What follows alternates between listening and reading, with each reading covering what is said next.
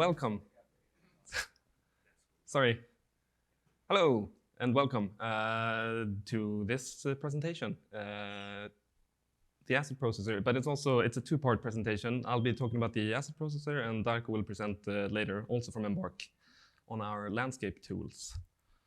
First, a bit of introduction about who we are. I'm the lead 3D artist at Embark, and Darko is the lead environment artist. Embark Studios was founded in 2018 with the explicit goal of revolutionizing how games are created and played. We currently have 3 free-to-play projects ongoing. We have the finals that just the beta just finished, I think, yesterday, which is a fast-paced first-person shooter with a lot of destruction. And the Arc Raiders, third-person PvPvE shooter. And then we have a platform for creative play being developed as well. We'll start by taking a look at...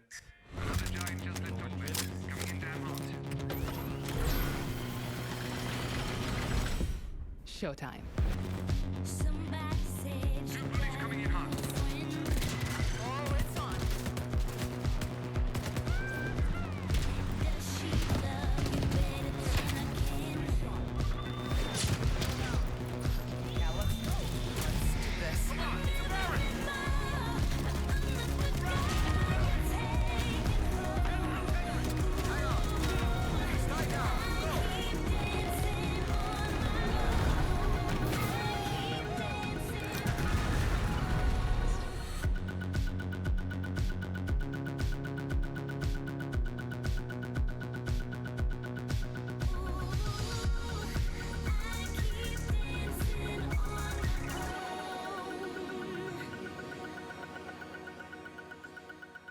So like Darko mentioned yesterday, it's not actually coming 2022. That's a bit out of date. And obviously that's Arc Raiders. And next we'll take a look at the trailer for the finals. No? Yes, we are. Here we go!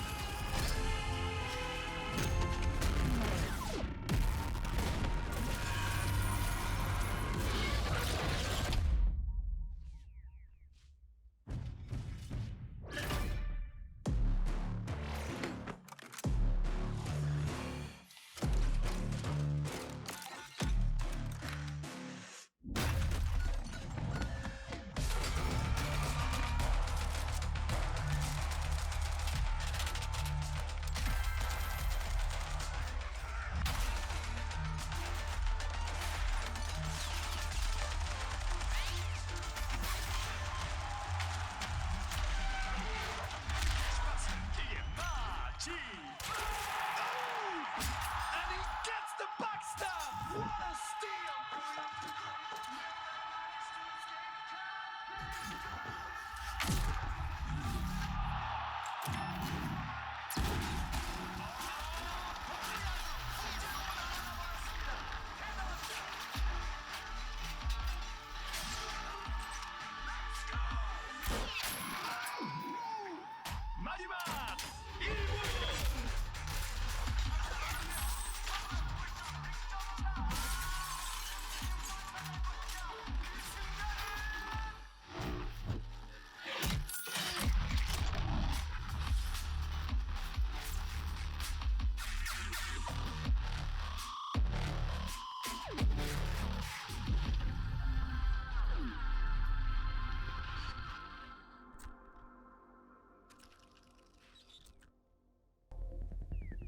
As I think you'll see from that trailer, there's a lot of other Houdini stuff involved in making these games as well. That's not right. So, what we'll present today, I'll be presenting our ACID processor, which is about making 3D assets, and then Darko will be talking about landscapes. So, the ACID processor presentation. This is the agenda for the presentation. I'll talk a bit about the challenges we face when it comes to creating high-quality content that meets player expectations, while we simultaneously need to be faster than ever because of how quickly players churn through content.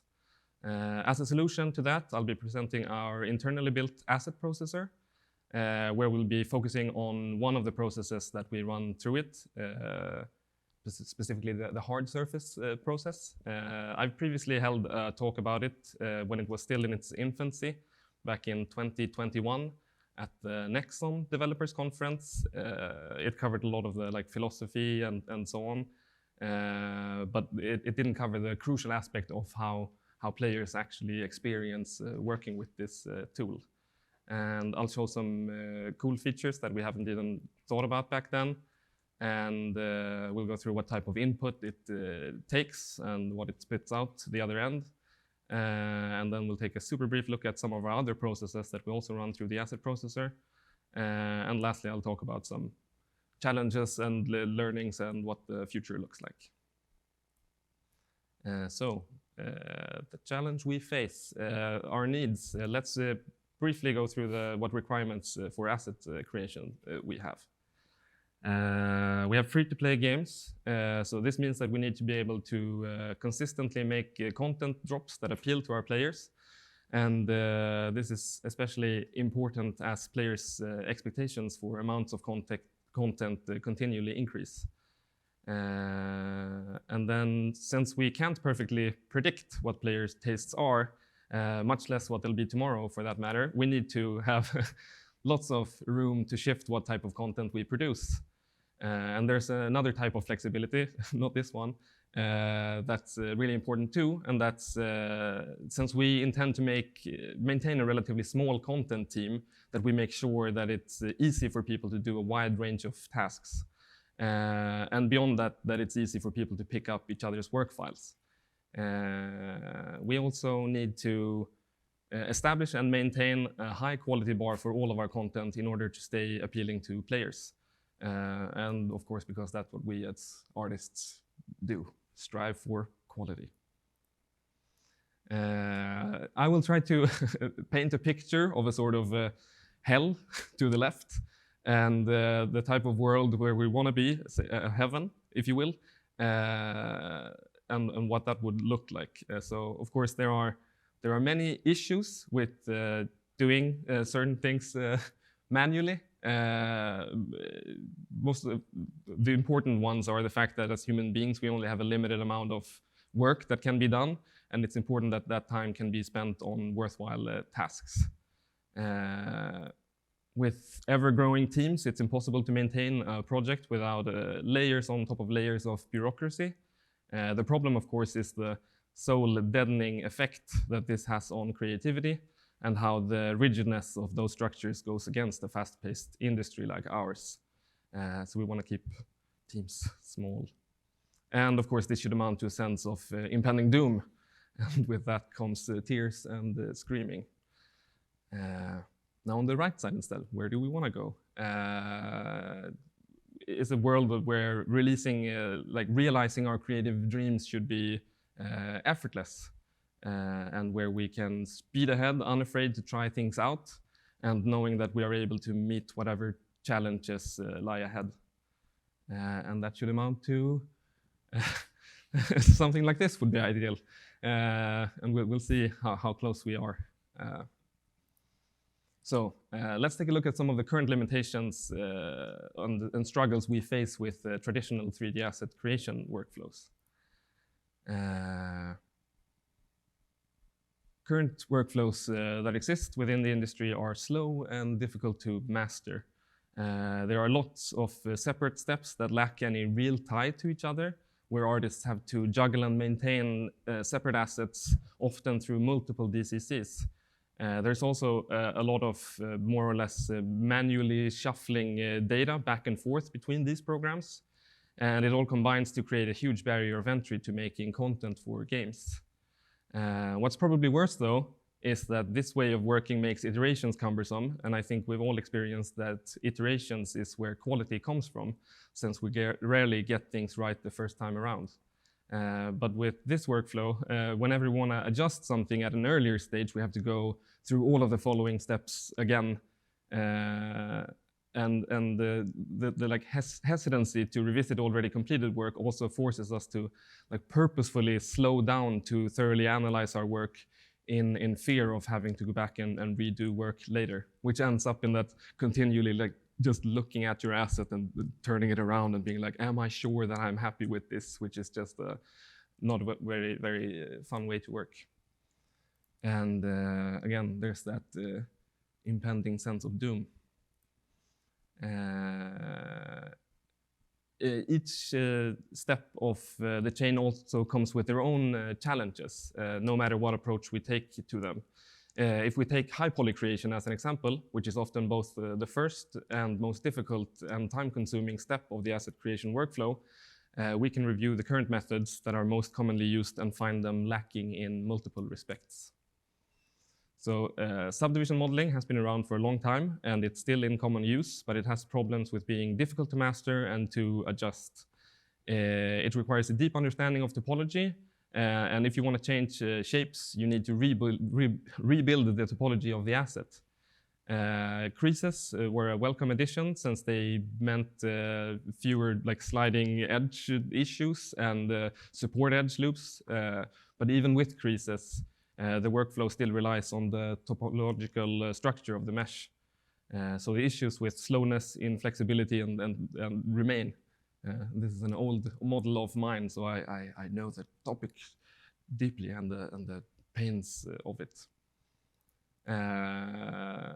Something that happened like it's many years ago now, but it's like dynameshing assets in ZBrush that got rid of both the difficulty and the inflexibility of subdivision modeling to some extent. It can still, however, be considered difficult since it means that artists need to navigate ZBrush. And especially if you don't already know ZBrush, like getting into ZBrush only to get like rounded corners on assets is a hassle. And it's still slow and inflexible in that the workflow is destructive. Like if you want to go back and change something, it's going through that chain again, which is pain. It seems that a lot of hard surface artists have picked up CAD modeling, which is pretty cool. It gives insanely precise results, but to a point that goes beyond what most games would need. So it's a bit overkill. And it's still another piece of software to be learned and incorporated into a pipeline. And as a starting point for low poly creation, it's perhaps the furthest away from any of these methods. And they all suffer from the same deeper issues. They're difficult to master, they're destructive, and you still need to create a separate low poly model with its own UVs and with a setup for baking down the necessary information. As anybody who has made games, assets will have noticed, only a small fraction of time is spent on actually exploring anything creative. We go through the motions of the necessary steps, but in themselves they don't allow for any meaningful expression. Sure, there's room for excellence. UVs can be better or worse, and the same goes, of course, for the less technical parts too, like building a high poly model. But humans simply can't compete with computers when it comes to precision of execution. When we've perfected something, like say a baking setup, we want to cement it forever so that everybody has instant access to that setup, preferably without even knowing that they do. It's easy to get into a mindset of, yeah, but there are so many factors that goes into doing X. And we can deal with a lot of factors. It just takes more time to solve, is all. So what we are striving for is a tool that's easy to use, gives us fast results, creates assets of world-class quality, and makes us afford taking chances to experiment. We want something that allows us to reinvent our craft and to make it about the true creativity instead of dealing with the technical hassle. We want the simplest possible input and have it be automatically converted to our desired end result of a shippable game asset. So enter the ASP processor. To solve this, we have our internally built asset processor. And it looks like something like this instead. Having a single point of input where the smallest possible amount of input is needed gets rid of most of the traditional steps. We start by setting up the input inside of Blender. From there, all of the behind-the-scenes magical Houdini stuff happens. That's why the Houdini process gears is the only step that doesn't actually have the Houdini logo. Sorry, side effects, but that's the important part. But from a user perspective, they don't even know, and they shouldn't care. And out comes an asset ready for texturing, complete with UVs, bakes, and a rig, ready to be textured and submitted to the game. And there's that touching the face of God. This adds up to bringing asset creation time down from weeks to days, and iteration times from days to mere minutes. To give you a brief history of how we got here. And the process has grown really organically. It originated with the thought that automating certain hard surface assets should be possible. You'll see that a lot of that part of the process looks like an automated ZBrush workflow. It then moved over towards thinking that automating certain hard surface UVs should be possible as well. Mostly the basic cutting of hard edges and automatic layout stuff that a lot of people are using already. And why shouldn't baking be able to be automated as well? Like matching high poly objects to their respective low poly meshes shouldn't have to be a name-based manual task, since it's all an issue of like overlapping volumes, and cage meshes and bake settings should be able to be the same across assets if they only have a normalized size. It took a while before it was clear that the true power came from stringing all of these steps together, and that once such a setup existed, we could attach any additional features on top of that framework. Hence, we needed sort of a purpose-built Houdini engine for it all, so that the input could easily be set up by artists. It wasn't initially clear that such a setup could run any process, and hence the asset processor was originally called the hard surface processor. Let's start by taking a look at what it looks like in practice on a simple asset in a dressed-down way before getting deeper into it.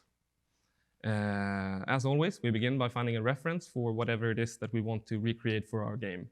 In this case, it's a fast food restaurant table. We begin by building the low poly, much like it will appear in-game later. If we run the asset processor now, we'll see that it has already created UVs, a high poly, and bakes for us to review inside of Blender. But we're obviously missing some important features from our reference, so let's attend to that next.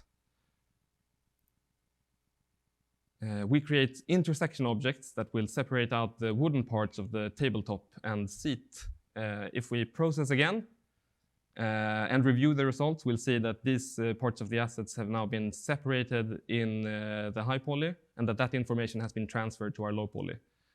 We might have to look really closely for this. This arrow points you to what has changed. Of course, this processing between each step is just for clarity presentation purposes. You don't actually have to do it. Next, we add slice planes to separate the wooden chunks into individual planks. We process again, and we see that this indeed did the trick. There's an arrow again showing you what happened. And next, we turn to adding the smaller details, like the bolts along the edge of the table and the welds where the metal parts have been attached. We do this through adding simple cylinders and boxes, and if we process again, we can observe the results. So we have the bolt stuff and the little weld thingy. Now we're happy with the asset, and we can spend a moment to marvel at our creation. This will have demonstrated some of the basic functionality of our hard surface process, but it's of course important to realize that this won't only make tables for us. We run the very same process for all kinds of assets, weapons, vehicles, tiny weapon charms, enormous killer robots from space, and everything in between. Next up, we'll take a closer look at how the asset processor is used for a weapons asset, since those have traditionally been some of the most difficult and time-consuming assets to create. Here's what it looks like inside of Blender with the asset processor UI open.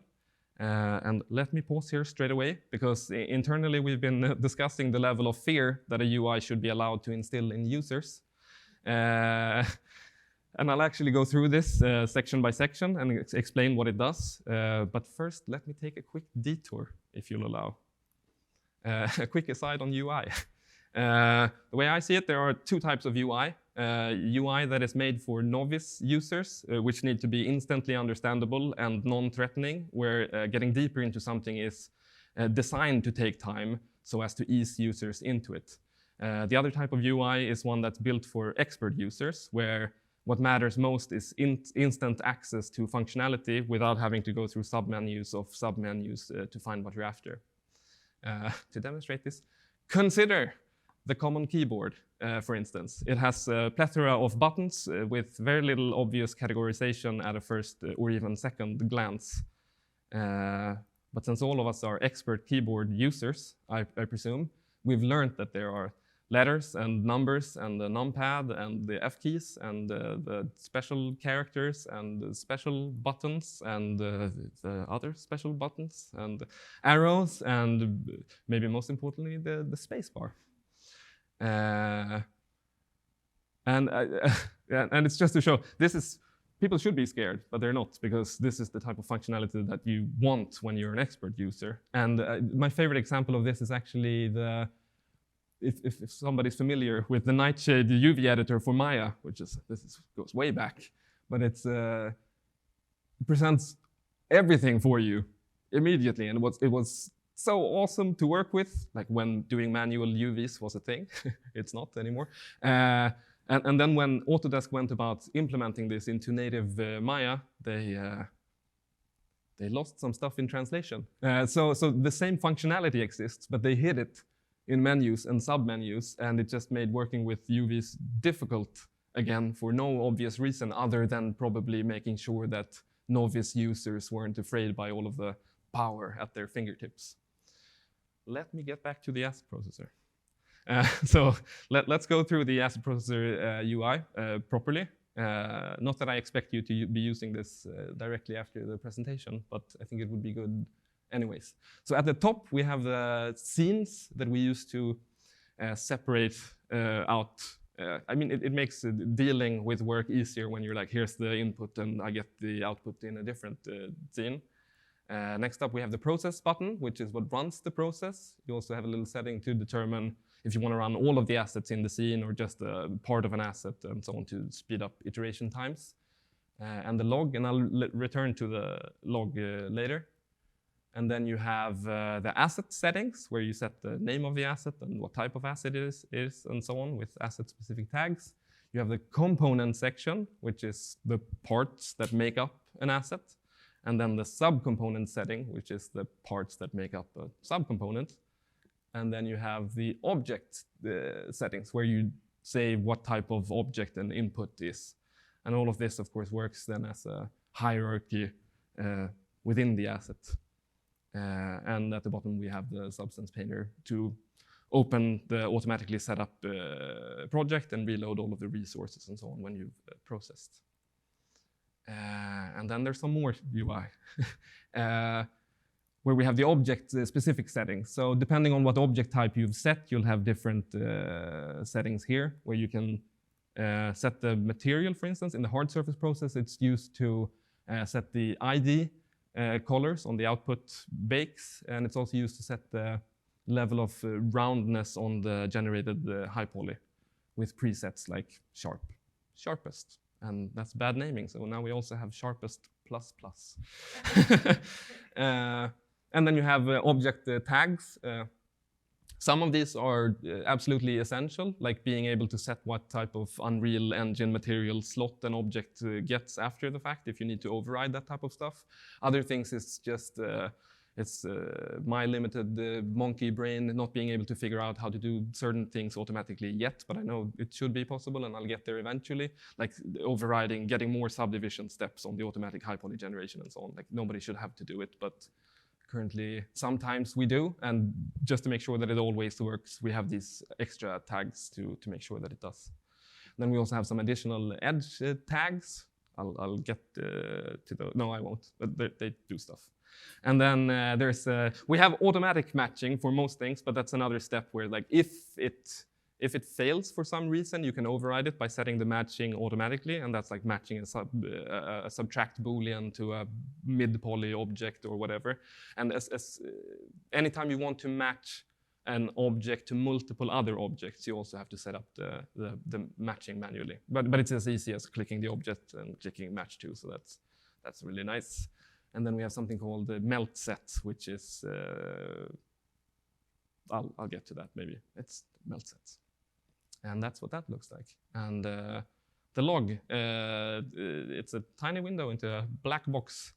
Since any type of process depends on the input being correctly set up, and there's only so much that can be done automatically inside of Houdini, to try to fix it, we need a way of letting artists know whenever there's something that's either been set up incorrectly or that has gone wrong during the process. This is a log from an asset that wasn't, or that was built before these log messages were implemented. So it showcases nicely the number of things that we can catch now that would be difficult for an artist to notice or even know about before. The log tells users about process time, errors, warnings, and general information. Some of the log messages also come with operators for either like selecting the problematic objects or automatically cleaning up things that the asset processor thinks are likely to be input errors. The log messages themselves are output from really neat SOPs and TOPS HDAs, which makes adding more of them from inside of Houdini super easy. We'll now take a look at what running the process from inside of Blender actually looks like on a real asset, not the table asset. It's a silly demonstration object. So we have the same like low poly input, and I'll just unhide some other object types here. So there we have a cast plane for making those plastic cast seams, and here's some add booleans to add some details to the front grip, and some subtract booleans to, well, subtract. And some intersection booleans on the back of those shell casings to get some additional detail there as well. And then I think it's time to press process. And I'll speed up the process time here for your consideration. But this is, so you have a progress bar. It tells you what's going on in the, and this is where I realized that I can showcase that you can continue working on the asset while you're processing. Obviously, I won't do any productive work here. I'll just showcase the functionality. So I'll do some silly edits to the low poly mesh while it's processing in the background. Make this grip a bit longer, extend that cast seam a bit to make sure that it still matches up. And then we'll go back to me patiently waiting for the process to run. And it opens up Painter to do all of the baking stuff. And if we go to the export scene, we'll see that it has generated a high poly, generated UVs, generated bakes, and output it all into, I mean, the proper Painter setups and everything, and for us to review it inside of Blender.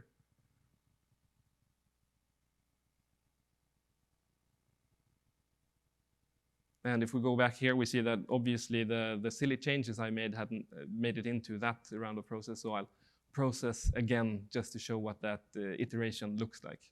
And of course, I could have showcased something more useful here, like adding more details or adding a scope or whatever. But the important thing is seeing that, oh, look at that. It has made a new high poly and new UVs and new bakes and actually a new rig and so on as well.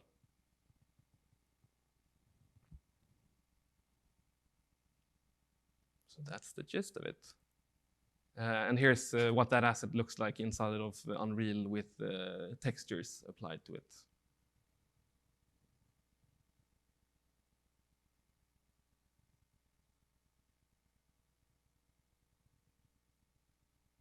And I was actually surprised by, like, initially I imagined that we would have to do a lot more, like I mentioned, that these automatic setups would work in some cases, maybe half of the cases. But it turns out that I think this mesh has maybe like 1 or 2 actual high poly inputs, and everything else is just automated. And those are like some minor springs, and I'll get around to why that is. Talk a bit about the input that we use and what comes out of it. So the main input is the low poly, and there are a number of reasons for this. I mean, the low poly is what matters most, because in games, that's the only thing that actually makes it into the game. The rest is just data. And it's also the thing that's most easy to build. Like if you would have approached it from a different direction, say you build a high poly and you generate the rest, not only would it be difficult, but of course it's more difficult to build a high poly than it is to build a low poly. And then we have the booleans, like I showed, all of the like common basic ones. We also set edge tags, which is a major thing, like setting sharp edges to have them act as creases for the high poly generation and as UV splits in the UV process and so on. And then the tags that you saw, like enabling the automatic rigging of assets and so on. And we can input UVs, because I can't rely on automatic UVs always doing the trick, and I'll get back to how that works. And then we have the additional input geometry, so you can input an actual high poly, or what we call a mid poly, which is, I won't talk about it, but it makes sense. And some of the other details and so on. And that's the type of input that it takes. Just to go through the edge tags, because they're important. It looks complicated, and it's not. So we use Blender's default like edge tags, where you can mark sharp, you can mark seam, and you can crease. And it's just the mark sharp does the creasing and the UV splitting. But if you only want one or the other, you use the crease or UV seam instead. And Houdini awakens and does all of the hidden magical things. So we run everything through a PDG net. It looks simple here, but it's subnets in subnets and so on. Most of this is the same for any type of asset and any type of process that we run, with the important thing being the processes right after the import, where it's dynamically spawns processes depending on what processes exist in the thing currently being processed. And we did that because we noticed that since our processes are quite heavy, it took a long time, additional time to process, just because we spawned in all of the processes. I don't know if this has changed. Something happened in Houdini 19.5 where it shaved off minutes on the processing just on the opening files, and it's glorious. Spending a lot of time optimizing stuff and then suddenly just updating Houdini and getting huge optimizations is thank you. And then it does the export and the baking and so on. And the input, I'll talk a bit about how it's being treated inside of Houdini. And not a lot of things happen to the low poly because it's close to what it needs to be, but flat edges get dissolved and so on. And hidden faces get removed as well. So it's just checking whether faces are actually exposed, and if they're not, why not remove them? And it's a nice treat for artists where they're like, oh, 200 faces were removed and I didn't even have to care. I'm like, yes, there's more. And the UVs it's trickier automating UVs. I know that there's a lot of automatic UV solutions, and I mean Houdini has its own auto UVs, and it's not. I mean it gives you UVs, but it doesn't give you the UVs you want when you're making games.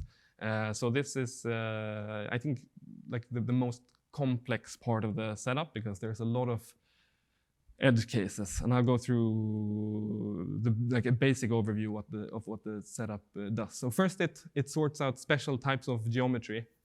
So toruses, I Googled it, and you can also say tori would be the Latin plural of the torus, and pipes and spheres and so on that have quite special requirements for UVs, and it's been a lot of fun. Finding ways to detect these geometries in Houdini, being what makes a torus a torus? That's the type of thing that we enjoy talking about at Embark. We've solved it, and it's glorious. And you think nobody's ever going to use this. How many toruses do we have on our assets? And then it shows up all the time. And again, people don't know that this is difficult. They just add a torus, and it gets automatically UV unwrapped and so on, and it works. And you're like, yes, we got it. And then it does the standardized, like cutting off all of the hard edges, splitting those into. I notice now that I haven't updated the text for this. So we used the common add, that's not right. We split up all of the hard edges into separate shells, and then we determine which shells are still have a lot of distortion, and then we do some checks to find where the ideal seam location would be for those shells, and we split them and we unwrap them, and we determine whether or not that was successful, and so on. And once we have nice shells, we need to make sure that they're properly aligned. Like a lot of the time they are automatically from the flattened node, but sometimes also they aren't. So there's this, if you're interested in this stuff, I mean, you want them to align because you want the pixels to align with the borders of the shells and so on. So what we do is we take the borders of the UV shells and we look at all of the edge angles, and we take the like accumulated length of all of the parallel or perpendicular edges, and we align it to those, and it's glorious. Next up, this isn't actually implemented yet, and it's been in development for years now. And I saw a post just this morning where somebody is like, shouldn't these be stacked? Yes, they should, I'm sorry.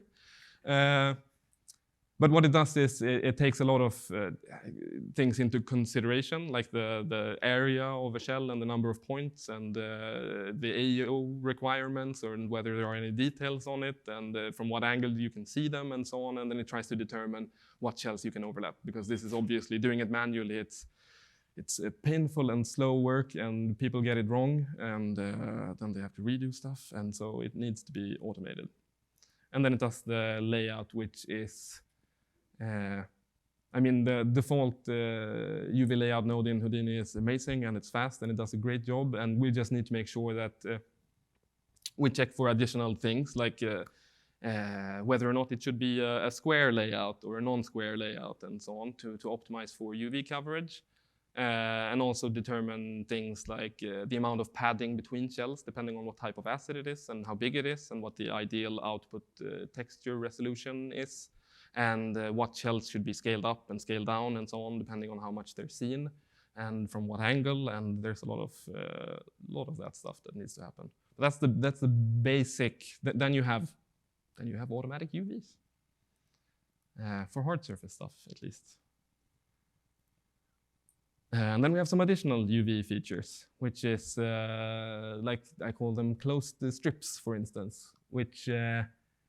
They're not distorted, but we want to split them anyways, and we want to straighten them so that we optimize UV space. And it's one of those things that's very neat. And it's for a mesh like this that doesn't have like perfect gridded topology. It's a bit more difficult, but we can still make like medial axis skeleton, and then we point deform it and so on. And it's a lot of just check like. Trying to do things, and then after the fact, like evaluating it and going back a step if it's like, it didn't work for this one, but it works sometimes. So we do that a lot. And then there's this neat feature, which is like a lot of the time, and especially when people they expect automatic UVs, they'll just accept whatever they get, and they shouldn't. They should review work. But a super nice feature is when you have really long shells, of course, the entire layout will be like limited by the size of that one shell. So what the process does is it says, wait a minute, this is long. You're going to get super bad coverage, even with a non-square layout like this one. So I'll split it for you, and then I'll do and then you get much better coverage, which is nice.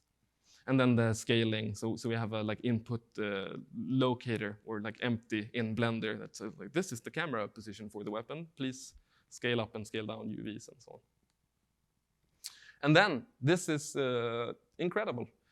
We also, like for weapons and gadgets and anything that needs skins, we get a secondary UV set with tileable UVs, and it looks horrible, but if you know about this, like it's supposed to. And it's difficult to work with because it's so horrible, but computers are good at this stuff once we've figured it out with like you start with a shell, and then you get another one, and you try to align it and match it up, and so you have nicely flowing patterns across assets actually, and across UV shells and across everything, which is like it takes days per asset doing just this UV set, and it's one of those things like iteration times, going back, changing this weapon to something else or adding something, and then being all like, oh, I have to revisit this UV nightmare. No, you don't. It's automated. Beautiful. But then, of course, we need to be able to keep input UVs, because what if there's something that the automatic UVs can't do yet? And see how silly this is. The way that I've thought about doing it, and it's not optimal and it's not intuitive, and I'm ashamed and I'm being vulnerable right now, is it's the only type of input that we're currently setting on a per face basis. So everything else, I mean, we can set it on the mesh as a tag and so on. But this, since this, I mean, you want to be able to have a large complex mesh and then say, oh, it fails on this one difficult area. I just want to make that one shell manually and then do all of the rest automatically, which means that we have to make that UV in the UVs anyway. So the way that we do it is we set up multiple UV channels on the input, and they do different things. And then depending on where you place those UV shells in the UV space, you either like keep them or you make them automatically, or you say, I don't even want any UVs for this thing, so I'll place that shell over here. And it's proven to be like a very important thing to have. Surprisingly, though, I thought it would be used mostly for shells that just don't unwrap nicely, but it's used mostly for things like having a secondary UV set with decals on it. So it's really like this one face should just be mapped to the 0 to 1 space in the secondary UV space. And it's like, I can't do that automatically. So we have this. And next on to the high poly. It's all about volumes. And I'll do the same thing where I just go through an overview of what it looks like. First, we need to make sure that we cap all of our meshes, since otherwise we can't convert them to volumes. The process tries to cap everything automatically, but since that's also difficult sometimes, what we do is you can cap the mesh inside of Blender, and then we add what we call a delete material to those faces, which just tells the process that for the low poly generation, remove these faces, but for the high poly, we want to keep them for volume conversion. And it does a matching of all of the objects. It creates everything that objects can match to gets converted to a point cloud, and then all of the objects that need to match to something, they just group those points by volume, and then determines which one do I belong to and which points can I actually be matched to, and so on. And it sounds straightforward, but then it turns out that when you have so many object types that can match in so many ways and so on, it's a bit complicated. In Houdini, not for users, but for me. And then it does a subdivision of the mesh. So it takes all of the hard edges and all of the input creases, and it creases them just to a maximum, and then does a subdivision. And this is also something that I figured that it would fail a lot for these slightly round shapes, because being a subdivision, it obviously still relies on topology and so on. But since we later turn this into VDBs and polish them and so on, a lot of those, like the pinching that happens and so on, gets smoothed out anyway. So it works almost all of the time. And when it doesn't, you just add a few more loops, like if you were building subdivision models, and those edges get dissolved in the low poly generation anyways. And then we have details. So it's all those boxes that we added for saying, I want to weld here. It generates those welds and so on. And it's simple creating splines and adding things to them. And we have bolts and cast seams, and I'll talk more about those. And then it converts everything to VDB and applies all of the Boolean operations. In the previous talk that I held in 2021, we did the Booleans on geometry, and I applauded the Houdini for having such a solid Boolean system, even on geometry. But then I figured, what's more solid? Volumes. And since we convert everything to volumes anyways, why not do it instead of doing because what I was doing then was converting everything multiple times to volumes and back and forth, and it doesn't make sense. And this is a lot faster, just doing everything with volumes, and then the polishing and so on, and it looks like a high poly. And then of course we automatically as well reduce it, and this is mostly because it saves a lot of time on reading and writing those files, and we would, especially for like the big robot enemies that you saw, like when those are volumes and converted to geometry, and then you try to save those out, and even with like 256 gigs of RAM, the computer would be upset. And so this helps a lot. Like even if it takes time reducing the meshes, it saves time. Taking time saves time. And then we have some, I'll go in a bit deeper on the high poly detail. How much am I? It feels like I'm talking a lot. Yes, sorry, Darko. We have Bolt, which is like a, I don't know, it's proceduralism 101, but it's, yeah, you make all of the possible bolts with all of the possible inputs, and people set this in the asset processor UI, where it's like, I would want this type of bolt, and of course all of the permutations gives us hundreds and hundreds of bolt types, and so we input the cylinders in Blender to the left, and in the high poly generation we see that we have, and it's one of those things where if you've feedbacked on other people's meshes and they've built bolts and the bolts don't look like bolts, you wanna fix bolts forever so that people don't have to model their own ugly bolts. And then we have cast seams, which is you input this plane, and where the plane cuts the mesh, you get these. Maybe it's hard to see here, but it's those subtle details to get like plastic to look like plastic and so on. It's also one of those things where like people would do it in other, like a subdivision model, and you add the splits and you just move it out a bit, and it's too wide and it messes up the volumes.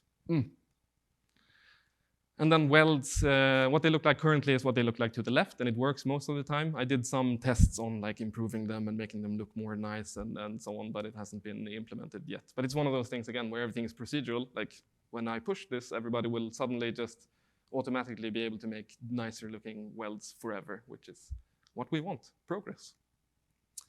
I'll talk a bit about some of the limitations with doing automatic high poly generation with VDBs, which is, of course, say we want a shape like this, but we're good 3D artists, so we want to optimize what the low poly looks like. Of course, if we process that, it will look like this, which is wrong. How do we solve this? We input the high poly. That's the way to do it. And then we get a nice baked result, because like even if we were to process this low poly, since everything is VDB, it would just melt it, right? And it wouldn't look the way it should. So we have the option to input high polys. Another limitation is it doesn't deal very well with super like tight geometry. It broke. And the way to fix this is, of course, adding a lot of voxels, which is heavy and silly and so on. So it's another good case where maybe you just want to input the high poly instead, or make the mesh thicker. Baking, transfer the glorious information. So we've automated like a mesh explosion. If you ever baked AO, you know that it has special, so you duplicate everything and you move it out and you export everything, and it's a hassle. So instead we have, shown at the top here, we have those two tags for our components, which again are parts of our assets, where we say, I want this one to not cast AO on the surrounding components, or I want this one to not receive AO from the other components. And then, of course, you can enable both of them to say that this acts as an isolated bake, which just makes this super easy. And we also have the option to, like, when you've split something, so what happens is, of course, you duplicate a lot of the asset a lot of the time. This is a very simple setup, but some of them, they go on for miles. You can add additional AO objects. You can actually, like, you can have an isolated bake for something, but then you can say, oh, I still want to like fake some AO shadows here, so you add a box or whatever to still get those. And it's easy, finally. And for the baking, it also automatically creates the skew mesh, and this is done by simply subdividing the UV, the low poly, which works also surprisingly well, like almost all of the time. There are some cases when it doesn't. So say you have a low poly, low poly cylinder, like this, for instance, where you have baked details along the edge, you'll get a fair amount of skewing. So we have a tag for low poly objects where you can enable bevel skew mesh, where what it does instead is it tries to bevel. So this is on geometry, which is always tricky, which is why it isn't on by default, because it will fail sometimes. But it bevels the low poly instead, and then you don't get any skewing. And again, that's so. And if that doesn't work, you can also do the thing where you just add more geometry to the low poly and you dissolve those edges anyways. But that's of course more manual. And all of the baking happens in Painter. We tried out a lot of baking softwares, but the Painter just gives really nice, it was tricky from the start because how do you automate Painter? Nobody can, but you hack it a lot until it works. Until in their latest update, they've updated the baker, and there's a lot of more hacking that needs to happen to make it work on the latest version again. But everything goes into Painter anyways, and it gives us exactly what we need and what we want, and it's super, super fast. So it's in hindsight, it's an obvious choice. That's not how obviousness works. Yeah. And rigging, which was also one of those things where we had this entire setup, all procedural. We can make iterations in a matter of minutes. But then, of course, our assets are rigged. So even if you made those updates where you just like, I want to change what the sight picture of this weapon looks like, you update it, and then it's like, you gotta tap on the shoulder of a tech animator and be like, I've updated it again. And they're like, that's the 4th time this morning. What are you? So we figured why not automate the rigging also. So whenever you process, you actually create a new rig, since we have all of the information already. I mean, everything is split up into the components, and we have origins for location. Then if we just read all of those and we treat them as joints, and we have some simple tags and settings to set up these hierarchies where we say, oh, this is the bipod. It should have a joint. That should be a jiggle joint, so it does the little tech anim jiggly stuff. And it should be a child of the bipod, so that the bipod itself can also move. And then we just figure out the rest in Houdini. And it's been amazing. And it's one of those things where we're like, we can do it, sort of, but what happens when we want soft skinning? And what happens when it's just, luckily we haven't encountered it yet. So currently all of the weapons and so on are actually rigged automatically by the 3D artist by using these tools instead. The only learning thing that has to happen, of course, is that they need to know a bit about where do you place joints and so on. But I figured they can learn, and they have. Or they. He. We have one. And just to showcase, this is what you all know what the rig looks like, but this is what it looks like in Unreal, with an auto rig, and me trying to use controls. And like I mentioned, when we have this entire setup, it means that we can attach more processes to it whenever. So a fun special example of this was our effects artists were like, we want to make this cool holographic effect on meshes.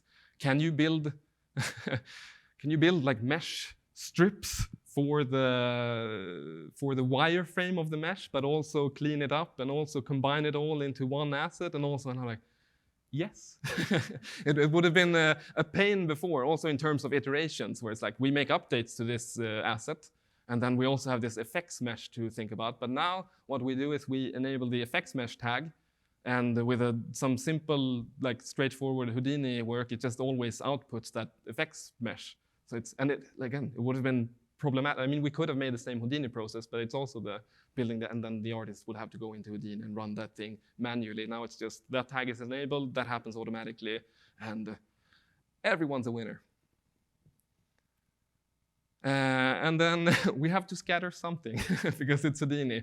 So I've been investigating in my spare time, if my boss is watching this, scattering of dust particles on weapons, just seeing can we push things to the next level? Because I've been for a long time super inspired by, I don't know if you've seen those Marek Denko renders of chess pieces with bits of hair on them and so on, and you're like, that's real. And if we can do the same thing in games, where it will probably have to be like alpha cards and so on. But I think it does a lot to not only have it in the textures or in the material rather, but have like fibers and so on, like cross borders and mesh changes, and it's amazing. It'll look a bit disgusting because it's too much. Somebody's cat slept on this AK. But it does a lot to like sell the realism of a piece, if only it's actually visible in game, which is yet to be determined. And now I'll briefly, before I end, go through our other processes that we also run through the asset processor. So we have Concretify. Now, just last week, it's no longer Concretify, it's Edgeware. Yeah, but it does those like concrete structures that you saw in the. It's a simple proceduralism in that it's edge damage and it's UV mapping and it's adding edge. I mean, it's not simple. It takes time to develop, but it's straightforward, like how it works, and the fact that we can also run it just straight from Blender. Like it has, at one point it was a Houdini engine tool, and at one point we used like a live link to Houdini where we ran it and so on. But now it's just you work in Blender, you set it up just as you would set up any other asset, and you run process, and it gives you this. And then we have the trim mapper, which is just, I mean, you take basic geometry and it just creates UVs, which is pretty straightforward with these types of assets compared to the other things that we've seen, and then maps it to a like predefined trim layout and applies vertex colors for inverting the normals depending on, there's a lot of things going on, but it's there and it works and it's cool. And then the tiniest process that we have is the cable process. So we realized that in our creators we have a lot of cables everywhere because they're nice and it makes things look organic. But it added a lot of narrow triangles, long narrow triangles everywhere. So what we wanted to do instead is adding like the thin mesh strips and use a spline thicken shader in Unreal instead. But of course, building those thin mesh strips and UV mapping them manually and so on is they're difficult to work with because you basically can't see them because they're tiny. And so instead, the artist will input like proper tubes and so on in Blender, and Houdini will take care of the rest. Which is also nice because then we can also actually, I don't think that was implemented here yet, but we can also, I mean, it's part of the entire asset. So those splines, like those cables, will also affect the AO bake of the hard surface parts and so on, which is nice. And then we have a cloth process, which is not actually run through the asset processor, but I thought this was a nice image to showcase a lot of the other processes that we run, and the cloth looks good. So, but it's Houdini, so Houdini engine in Unreal. And that's it for the presentation. I'll talk a bit about the future and where we're at and so on. And there's still a lot of work left to be done, of course. We have like 10 of our artists, which is basically all of our artists using it now. And some tech artists are using it as well to create art, which they're happy about. And the concept artists as well, which is something that we've been striving for all the time. Like, concept artists are good artists. They just don't want to be bothered with all of the technical stuff. Now they don't have to. So why don't they build games assets? And they do, which is super nice. And we still encounter issues almost daily. I wake up now every morning looking in the asset processor channel and being like, what has happened now? But and it's mostly because we've like ramped up so much in terms of usage. But the issues are, of course, smaller and smaller all the time. It used to be, I can't process. And now it's like, why did this UV shell do this thing? And it's like, we can fix it. And the biggest issue that we face is actually one of, like, in terms of setup, where a lot of this needs, like, you need to have Houdini installed and Painter installed and Blender installed with the right versions and GitHub and pulling things from Perforce and whenever people haven't followed the documentation on how to set that up properly, things will fail, and it's like, nothing works. And it's like, we need to, which is a hassle, but once people have it set up, it works, so it's not a super big issue. It's just what you get when you have artists building tools is you don't have the neat, just batch exe setup, everything works. Another struggle that we have is too high user expectations. Whenever you try to sell easy and automatic. People expect super easy and fully automatic. It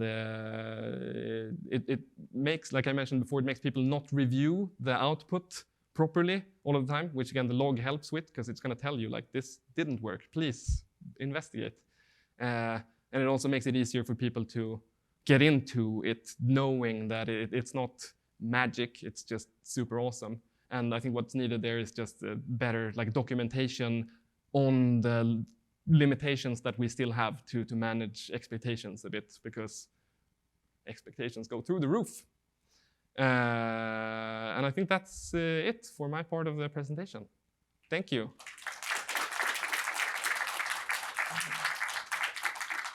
Do we want to do questions now, or do we want to do Darko's presentation? How are we on time? I'm sorry, Darko. I'm a time thief.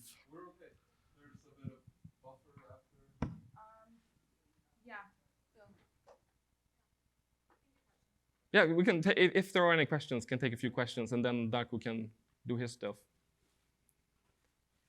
Yes. Hi, are you using the interface between Blender and Houdini? Are you using Houdini Engine or some sort of customized? No Houdini, because Houdini engine doesn't exist for Blender, because Blender is free to everyone forever and so on, and they can't do any of that stuff. So it's only custom, all internally built, everything. Awesome. Yeah. Yes. How big is your technical arts team? Because you have a lot of tools. We have quite a lot of technical artists. I think we have probably more technical artists than we have actual artists. Well, they're also actual artists, just for the record. But this was built mostly, like primarily, with the help of tech artists. But it was built primarily by me and another artist. So it's, but with a lot of help whenever we're like, we're too dumb, and then they help out. But we have a lot of really talented tech artists.